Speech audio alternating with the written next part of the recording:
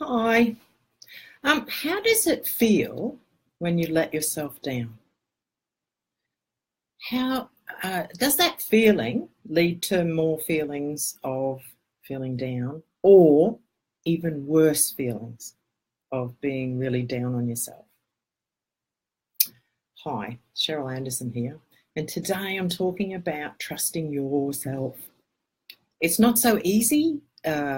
We can place trust in other people quite simply because we're taught to do it from a very young age, that we must respect authority, we must do as we are told. You follow, if someone of authority is directing you to do something, it's been conditioned into us from school, which is possibly the first place it really got a grip on us. That's another story. However, we are geared as herd animals, right? Because we are, there's so many of us, to trust in whoever's going to lead us to safety. Now, I'm going to tell you a big thing now. The only one who's going to save you is yourself. The one person that you need to trust is yourself. Because when shit comes to shove, it's you. It's not your school teacher from years ago or the policeman that just directed you to do something or whoever was in power, because they are not who lives in your head. They are not who is running your life. They are not on your life's path. And I can tell you now, I went through years and years and years of not trusting myself, pretending I did, but constantly just following other people's leads, what other people were doing, and not realizing how powerful it was that I was letting myself down by not trusting myself, and nor was I choosing my path. So really, if you think about it, trust is such a sought after quality in us that it's nearly revered above everything else. Now, when you stop trusting someone, what happens? You stop believing what they say. So you stop actually really counting on what they say. Do you know what I mean? Or counting it in. You tend to maybe blow them off a bit easier because you don't trust them. So can you imagine that effect on yourself when you're doing that to you? So what's happening is inside of you is this person that's trying to, well, not trying, because you don't know that you're not trusting yourself. So what happens is you start blowing yourself off. You start blowing off your own dreams and your own important, aspects of your own life. So what happens is you have to trust yourself. And I can tell you how that happens. Dun, dun, dun, dun. You actually have to have a sense of self. You do need to know, what are your core beliefs?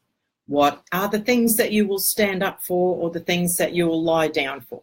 Meaning, what will you fight for? What will you not fight for? Once you start to understand what makes you tick, not your idea of what makes, what TV's taught you of what should make you tick, right?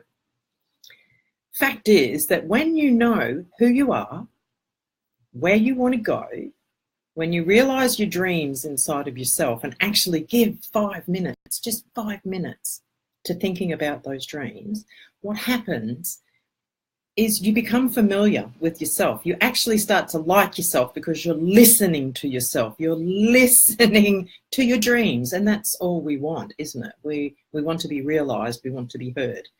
So the fact is, if you can hear yourself first, then what happens is you will start to trust yourself. You will trust that what you say, then you will go and do, or that what you promise, that you'll live up to that promise. So it's really important, I think, as a tool of self-growth, to learn to trust yourself. And it's going to come from understanding yourself. And I would ask you this one question. It's not easy to answer. You won't answer it in one day, unless you've already asked yourself and you have the answer. It's going to take time because it's like an onion. where once you start peeling away the ideas of who you thought you should be, who your parents wanted you to be, whatever, all of those, you're going to peel all them apart. It's like an onion. So you're peeling the skin away bit by bit by bit. The question is, what is it that you really love doing? What is it that you really love doing? Now, most people go, spending money, eating, going on holidays, getting drunk, driving fast. What?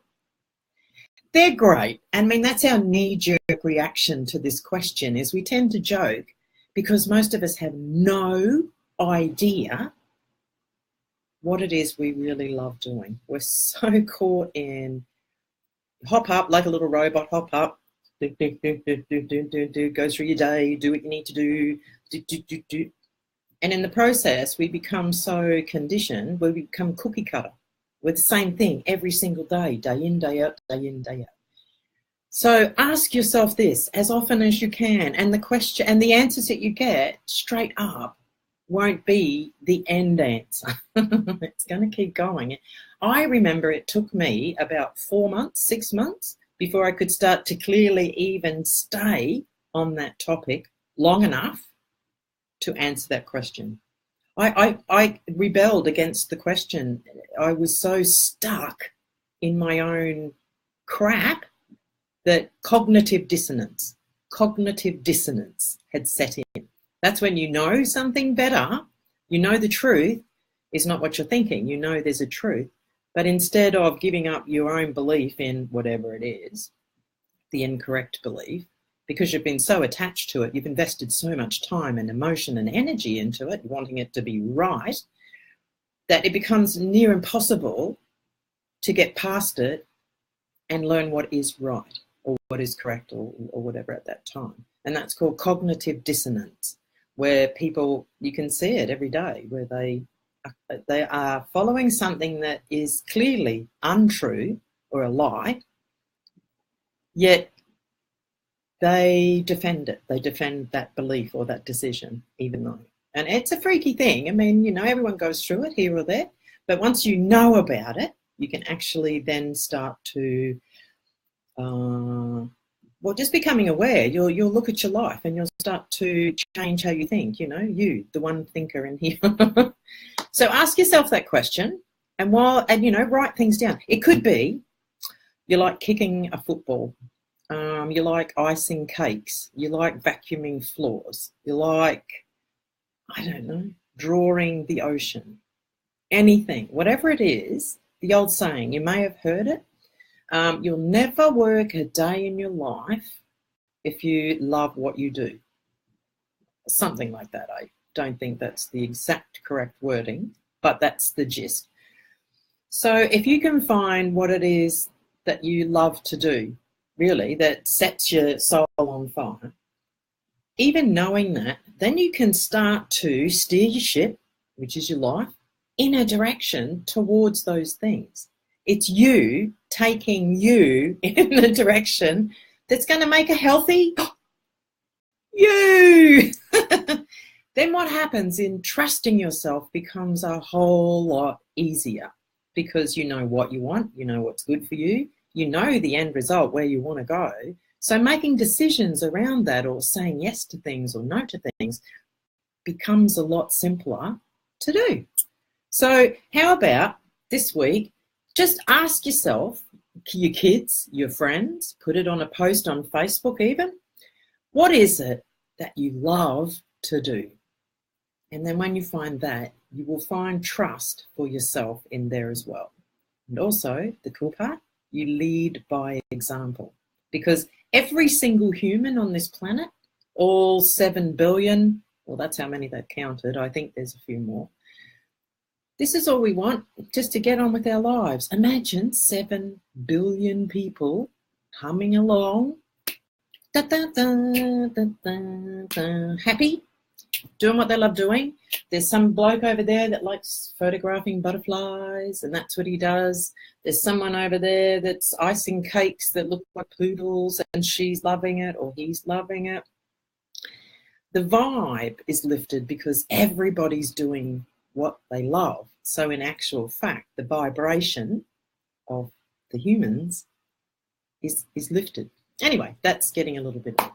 So try this week or all the time to ask yourself, what is it you love to do?